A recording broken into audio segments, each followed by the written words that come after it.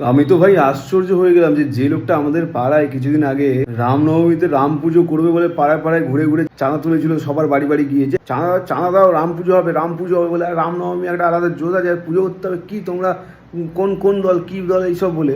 সেই লোকটা আজকে ধর্মতলায় বসে ডিম ভাত খাচ্ছে। বাবা কি অবাক দুনিয়া ভাই, পরিবর্তন, কোম্পানি চেঞ্জ। হ্যাঁ তো কি হয়েছে, শুধু কি নেতারা এদল সেদল করবে নাকি? আমাদের কোনো অপরচুনিটি নেই? আমরা অপরচুনিটি পেলে আমরা যাবো না?